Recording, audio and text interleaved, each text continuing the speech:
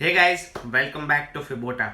Myself CA Keval Sonecha, and today we are going to talk about income tax updates. Corona महामारी की वजह से सामान्य करदाता और बिजनेसेस को बहुत सारी मुश्किलों का सामना करना पड़ रहा है, ये बात से अब सब वाकिफ है। पर इन हालातों में सरकार ने उन टैक्स पेयर्स को और बिजनेसेस को राहत देने के लिए हमारे फाइनेंस मिनिस्टर श्रीमती निर्मला सीतारमन ने 24 मार्च 2020 को कुछ घोषणाएं की। इन घोषणाओं को लीगली अमल में लाने के लिए सरकार ने एक ऑर्डिनेंस जारी किया। ये ऑर्डिनेंस का नाम है taxation and other laws relaxation of certain provisions.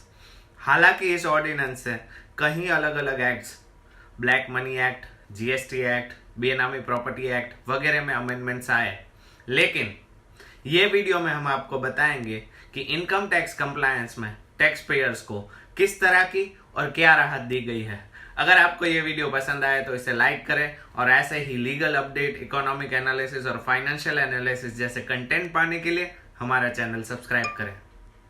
तो आइए सबसे पहले समझते हैं कि इनकम टैक्स कंप्लायंस में कौन सी चीज़ों के लिए ड्यू डेट एक्सटेंड कर दी गई है। फर्स्ट, टैक्स पेयर्स को इनकम टैक्स रिटर्न फाइल करने के लिए 31 मार्च तक इनकम टैक्स ई फाइलिंग की वेबसाइट पर जाकर आधार नंबर और पैन नंबर लिंक करवाना था।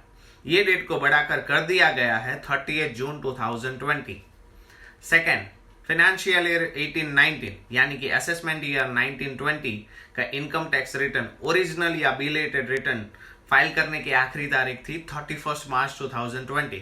इसको भी बढ़ाकर कर दिया गया है 30 जून 2020। थर्ड, इनकम टैक्स में कुछ इन्वेस्टमेंट करने पर सेक्शन 80C में, डोनेशन करने पर सेक्शन 80G में या फिर मेडिक्लेम भरने पर सेक्शन 80D में डिडक्शन मिलता है। आमतौर पे ये इन्वेस्टमेंट या डोनेशन या मेडिक्लेम ईयर एंड से पहले, दैट इज 31 मार्च के पहले करना रहता है, लेकिन फाइनेंशियल ईयर 1920 में अगर 30 जून 2020 तक किया तो भी टैक्स पेयर्स को डिडक्शन मिलेगा। फोर्थ पॉइंट, फाइनेंशियल ईयर 1920 में कैपिटल गेन एग्जेम्पशन लेने के लिए टैक्स पेयर्स को कुछ प्रिस्क्राइब टाइम लिमिट में नया कैपिटल एसेट एक्वायर या तो कंस्ट्रक्ट या तो फिर प्रिस्क्राइब कैपिटल बॉन्ड में इन्वेस्ट करना रहता है। अगर ये prescribe time limit tax payers की 20 मार्च 2020 टू 29 जून 2020 के बीच में फॉल होती है तो ये डेट को भी एक्सटेंड करके कर दिया गया है 30 जून 2020। फिफ्थ पॉइंट, SEZ की बिजनेस इनकम सेक्शन 10AA में एग्जेम्प्ट होती है। SEZ को अप्रूवल मिलने के बाद कुछ टाइम में बिजनेस ऑपरेशन स्टार्ट करना रहता है। अगर ये प्रिस्क्राइब टाइम 28 मार्च 2020 से 29 जून 2020 के बीच में फॉल होता है तो इसे भी एक्सटेंड करके कर दिया गया है 30 जून 2020। सिक्स पॉइंट, गवर्नमेंट ने डिस्प्यूटेड इनकम टैक्स केसेस को जल्दी रिजॉल्व करने के लिए विवाद से विश्वास स्कीम इंट्रोड्यूस की थी। ये स्कीम में डिस्प्यूटेड टैक्स का कुछ परसेंटेज 31 मार्च 2020 तक अगर पेमेंट करते हैं तो केस रिजॉल्व किया जा सकता है। ये 31 मार्च 2020 की ड्यू डेट भी एक्सटेंड करके कर दी गई है 30 June 2020। Seventh and the last point, TDS और TCS का रिटर्न क्वार्टरली फाइल करना रहता है। फाइनेंशियल ईयर 1920 में quarter 4 that is January to March 2020 quarter की TDS रिटर्न फाइल करने की ड्यू डेट होती है 31 मई 2020 और TCS रिटर्न फाइल करने की ड्यू डेट होती है 15 मई 2020। ये डेट को भी बढ़ाकर कर दिया गया है 30 जून 2020। यहाँ पे ध्यान देने वाली बात यह है कि सिर्फ रिटर्न फाइल करने की ड्यू डेट एक्सटेंड हुई है, टैक्स पेमेंट के लिए कोई भी ड्यू डेट एक्सटेंड नहीं हुई। इसके उपरांत ये ऑर्डिनेंस ये भी कहता है कि इनकम टैक्स एक्ट में जहाँ जहाँ पे भी टाइम लिमिट प्रिस्क्राइब की है, चाहे वो नोटिस इश्यू करने की हो, ऑर्डर इश्यू करने की हो, return, appeal, document, report submit या फाइल करने के लिए हो, और ये prescribe time limit 28 March 2020 to 29 June 2020 के बीच में फॉल होती है तो इसे भी बढ़ाकर कर दिया गया है 30 जून 2020।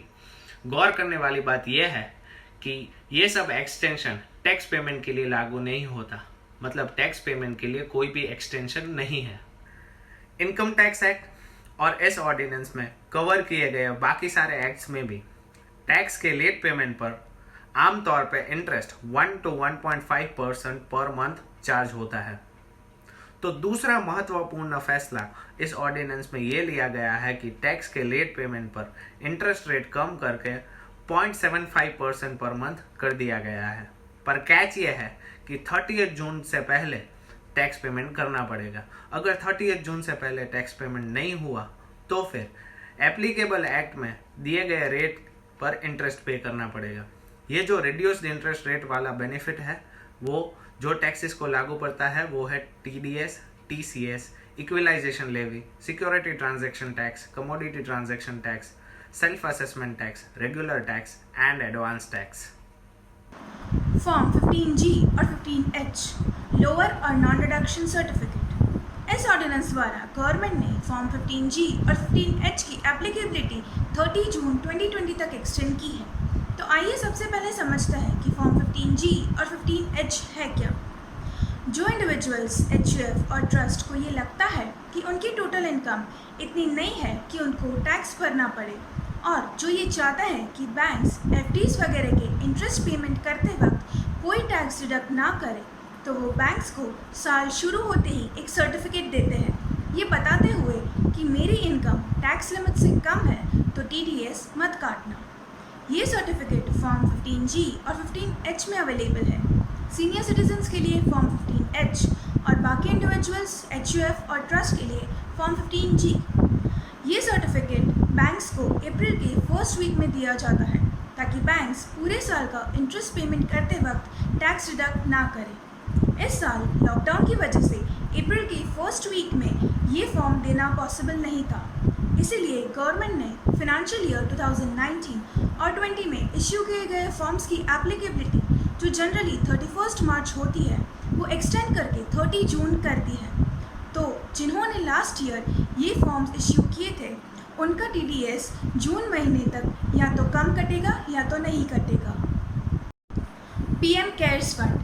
PM केयर्स फंड यानी Prime Minister's Citizen Assistance and Relief in Emergency Situations Fund. इस नाम से तो हम सब वाकिफ़ हैं, लेकिन इस फंड की और इस फंड में जाने वाले कॉन्ट्रीब्यूशंस की टैक्स इम्पैक्ट क्या होगी, ये जानने के लिए आइए सबसे पहले हम PM केयर्स फंड का बंधारण देख लेते हैं।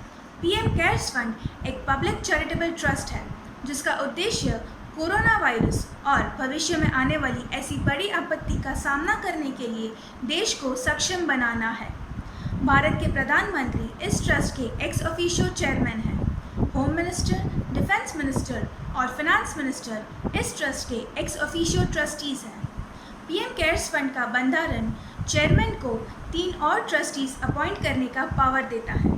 ये 3 व्यक्ति of research, science, social work, health, law, public administration या फिलैंथ्रोपी में प्रख्यात होने चाहिए। अब आइए PM केयर्स फंड का टैक्सेशन कैसे होगा वो देख लेते हैं। PM केयर्स फंड की सारी इनकम सेक्शन 10 सबसेक्शन 23C के अंदर एग्जेम्प्ट है। PM केयर्स फंड में किए गए कॉन्ट्रीब्यूशंस का सेक्शन 80G में 100% डिडक्शन मिलेगा, वो भी बिना किसी लिमिट के। कुछ कंपनीज को कंपनीज एक्ट के तहत नेट प्रॉफिट का 2% CSR एक्सपेंडिचर करना कंपलसरी है। तो जो कंपनीज PM केयर्स फंड में कंट्रीब्यूशन करेगी वो CSR एक्सपेंडिचर माना जाएगा। गौर करने की बात यह है कि अगर contribution chief minister relief fund या स्टेट रिलीफ फंड फॉर कोविड-19 में किया गया है तो CSR एक्सपेंडिचर नहीं मान सकते। हम लोग ये जानते हैं कि जो लोग बजट 2020 में इंट्रोड्यूस किए गए नए रेट्स पर टैक्स भरना चाहते हैं वो लोग टैक्स डिडक्शन नहीं ले सकते, लेकिन जैसा कि हमने आगे देखा फाइनेंशियल ईयर 1920 में टैक्स डिडक्शन लेने के लिए 30 जून 2020 तक डोनेशन कर सकते हैं। मतलब जो लोग अगले साल नए रेट्स पर टैक्स भरना चाहते हैं वो लोग भी डोनेट करके फाइनेंशियल ईयर 1920 के रिटर्न में टैक्स डिडक्शन ले सकते हैं। PM Cares fund foreign contribution regulation act में भी एग्जेम्प्ट है, मतलब फॉरेन से कॉन्ट्रीब्यूशंस लेने में भी कोई पाबंदी नहीं है। Thank you for watching the video. Stay home, stay updated, stay healthy.